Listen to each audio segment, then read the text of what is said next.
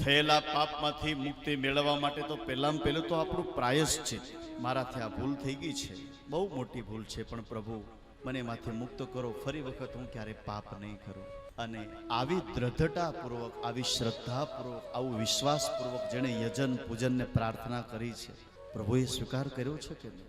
અને વાત કદાચ આપણે માનવામાં ન આવે, પણ ઘણા વ્યક્તિઓ આપણી આજુબાજુમાં હશે, ઘણા વ્યક્તિઓ સમાજમાં હશે, ઘણા વ્યક્તિઓ કુટુંબમાં હશે, ખૂબ પોતાની જીવનની યાત્રામાં એનાથી ભૂલ થઈ ગઈ હોય,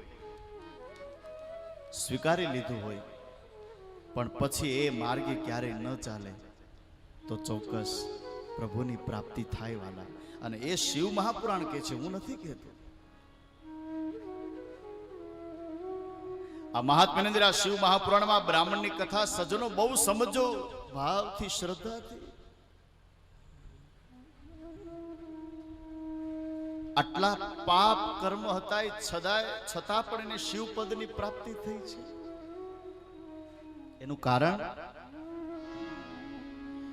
ભગવાનના નામની તાકાત.